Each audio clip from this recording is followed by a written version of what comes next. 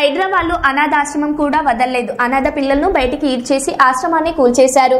అనాథ పిల్లల కోసం ఒక ఆశ్రమం పెట్టడానికి 2013లో కాంగ్రెస్ ప్రభుత్వంలోనే ఒక స్థలాన్ని కొన్నాను. హైదరాబాద్ అధికారులు వచ్చి అనాథ పిల్లలను బయటికి ఈడ్చేసి ఆశ్రమాన్ని కూల్చేశారు. నీటి సంపును కూల్చేశారు. మహిళ అనే గౌరవం కూడా ఇవ్వకుండా నన్ను దారుణంగా తిట్టారు. కేటీఆర్తో హైదరాబాద్ అధికారులు దౌర్జన్యాలు తెలిపిన ఆశ్రమ నిర్వాహకురాలు. అయితే నాకు ఒక ఆశ ఉంది, ఆశ్రమం పెట్టాలి అని చెప్పేసి. పిల్లల్ని ఇలాగే అక్కడ చూశాను నేను చాలామందిని. అన్ని ఆస్తులు సంపాదించుకుని కూడా చచ్చిపోతే అక్కడి నుంచి బాక్సుల్లో పంపించాలి. అది మేము దగ్గరుండి చేసాం. నా దగ్గర ఫొటోస్ అన్నీ కూడా ఉన్నాయి. చేసాం. ఆ ఆశతోటి నాకు ఒకగానో కొడుకు, నేను ఒక ఆశ్రమం పెట్టాలి, పిల్లల్ని పెంచాలి అని చెప్పేసి నేను అప్పుడే కాంగ్రెస్ గవర్నమెంట్లోనే నేను ల్యాండ్ తీసుకున్నానండి. ఏ సంవత్సరంలో అమ్మా? 2013లో 13లో. ఇది మళ్ళీ మొన్న జీవోలో కూడా నేను అప్లై చేసుకున్నా. ఇవన్నీ ఉన్నాయి నా దగ్గర, పేపర్స్ అన్నీ కూడా. అది నేను తీసుకున్నది కూడా పట్టా ల్యాండ్ అండి. ఓకే అమ్మా. ఇప్పుడు స్టే ఆర్డర్ కూడా వచ్చింది. మీరు చెప్పండి, పర్లేదు, మీరు చెప్పండి. స్టే ఆర్డర్ కూడా తీసుకొచ్చారు. ఆ దాంట్లో తీసుకున్న దాన్ని పిల్లలు ఇప్పుడు నా దగ్గర 7 మెంబర్స్ ఉన్నారు. ఇలాంటి బాబు ఇంకో కొంచెం బాగా ఇదైన పిల్లలు కూడా 7 మెంబర్స్ ఉన్నారు. ఉంటుండగా అది ఆశ్రమము చూడండి అన్నా కూడా బయటికి ఈడ్చేసి, ఈ పిల్లడు చావుబతుకులైపోయిందండి. ఆ రోజు బయటికి ఈడ్చేసి పడేసి పడగొట్టేశారు. వాటర్ సంపు కూడా తీసి పడేశారండి హైదరాబాద్లో. ఇంక అసలు మమ్మల్ని నుంచొని ఇవ్వకుండా చేసి ఇవాళ రోజుని ఆ రోజుని బాబుకి సీరియస్ అయిన వల్లని ఒక రూమ్ ఉంచారు. పక్కనున్న ఆశ్రమం రూమ్ లాంటిది అది పడగొట్టేశారు. చుట్టూరు కాంపౌండ్ పడగొట్టేశారు. ఇంకా అసలు ఏదీ లేకుండా చేశారు సార్. ఆ పట్టా భూముల్లో ఉన్న ఇళ్ళు కూడా చిన్న చిన్న పిల్లలు, వాళ్ళని కూడా బయటికి లాగేసి ఆ ఫ్యామిలీని కూడా వచ్చారు కూడా ఫ్యామిలీలు కూడా పిల్లల్ని తీసుకుని మరీ ఘోరంగా చేసి మరీ దుర్మార్గంగా చేసిన ఈ ప్రభుత్వం, ఈ హైడ్రా మనుషులు మరీ వరస్ట్గా మాట్లాడుతున్నారండి. మాట్లాడే విషయంలో కూడా మరీ వరస్ట్. ఇప్పుడున్నారు, నిన్న కూడా వచ్చి నీదేదో ఉంచాము, నువ్వు నోరు మూసుకుని ఉంటావో ఉండు, లేదంటే తీసి పడేస్తాం. దేన్ని తీస్తారు? ఇగో నా దగ్గర ఆల్రెడీ స్టే ఆర్డర్ కూడా తెచ్చుకున్నాను నేను. కోర్టు నుంచి స్టే ఆర్డర్ ఇదిగోండి తీసుకొచ్చా. మీకు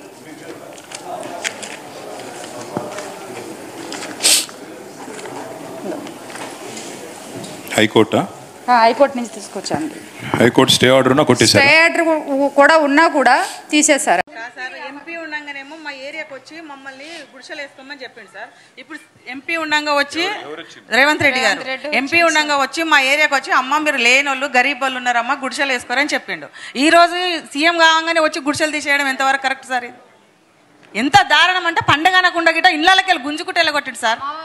పండగ పెద్దరమ్మ సార్ బతుకమ్మలకు ఒక హౌస్ కట్టించుకున్నాం అందరం కలిసి. హౌస్ గిట్ట బతుకమ్మ లేకుండా గులగొట్టిండు సార్. ఈ సంవత్సరం మాకు చాలా దారుణంగా చేసిండు సార్ మమ్మల్ని. పెద్ద పండుగ రోజు అసలు మాకు తిండి లేదు, తిప్పలు లేదు. ఇప్పుడు ఏమనంటే ఏమంటుండు, ఆ ప్రభుత్వం వచ్చి మిమ్మల్ని కాపాడింది అమ్మా, ఆ ప్రభుత్వం వచ్చి కాపాడుతుందా?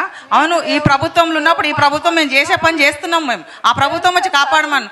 మీకు ఎవరిచ్చారో వాళ్ళను తీసుకురండి సార్. మాకు ఎవ్వరు ₹1 తీసుకోలేరు, మాకు ఎవ్వరు ప్లాట్లు ఇవ్వలేరు సార్. అది కోరిలో రౌతులు కొట్టారు. అక్కడ ఉన్నాం అందరం మనిషికి 10, 5 అట్లా వేసుకొని అందరూ 50, 60 గజాల కంటే ఎక్కువ ఉంటే సార్ మీరు వచ్చి చూడండి.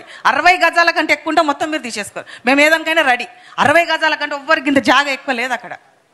ఇప్పుడు మన బాలమ్మ గారు బాలయ్య నగర్ గాజుల రామారం బాలమ్మ గారిది, వారికి ఒక 10 ఏళ్ల నుంచి అక్కడ ఒక బండి ఉంది. ఇక్కడ ఉన్నారు అమ్మ, నాకు అమ్మ బాలమ్మ మీరు కూర్చో, ఒక్క నిమిషం కూర్చోమ్మ. ఒక బండి ఉంది అమ్మకి, ఆమె రొట్టెలు చేస్తుంది ఆ బండి మీద. 10 ఏళ్ళకి వెళ్ళి అక్కడనే ఆమె మొత్తం వాళ్ళ కుటుంబాన్ని మొత్తం ఆమెనే సాకుతున్నది. 4 కుటుంబ సభ్యులు అంతేనా బాలమ్మ? దగ్గర పెట్టుకో ఒకసారి చెప్పు, దగ్గర పెట్టుకో, మైక్ దగ్గర పెట్టుకో. ఎంతమంది ఇంట్లో ఎంతమంది ఉంటారు బాలమ్మ? 2 బిడ్డలు, మా ఆయన, నేను సార్. 2 బిడ్డలు, మా ఆయన, నేను. మీరు ఎప్పటి నుంచి చేస్తారు? బండి ఎప్పటి నుంచి నడుపుతారు? 1999 నుంచి సార్. 99 అంటే 26 ఏళ్ళకి బండి. అంటే ఇప్పుడు మిషన్లు బంద్ అయిన నుంచి మేము రొట్టెలు చేసుకున్నాము. అంతకుముందు కంకర మిషన్ల దగ్గర పని చేసినాం. కంకర మిషన్ల దగ్గర పని చేసుకుంటూ వాళ్ళు వాళ్ళు బెందడు కొడితే మేము టిప్పర్లలో నింపినాం. తర్వాత వాళ్ళు కంకర కొడితే మేము కంకర గంపలలో వేసి ట్రాక్టర్లో లోడ్ చేసినాం. అట్లా మిషన్లు నడిచినన్ని రోజులు అట్లా కాలం వెళ్ళదీసినాం.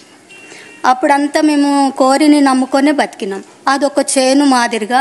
ఇప్పుడున్న గుడిసెలు కూలగొట్టిన ఇండ్లని మాకు ఇండ్లుగా మేము ఒక ఊరులాగా బతికినాం.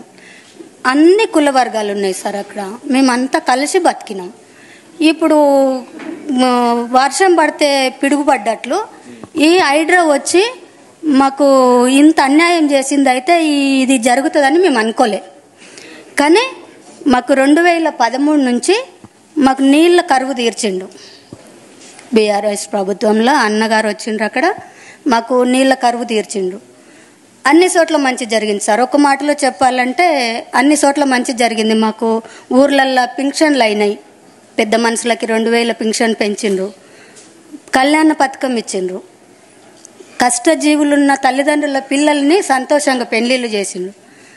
అదేవిధంగా గర్భిణి ఉన్న స్త్రీలని హాస్పిటల్ చేర్చి డెలివరీ చేసి తల్లిని పుట్టింటికి పంపినట్లు ఇంటికి పంపించిండ్రు. మాకు చాలా సంతోషం అనిపించింది. ఈ 10 ఏళ్ల పరిపాలనలో మేము సంతోషంగానే బతికినాం సార్.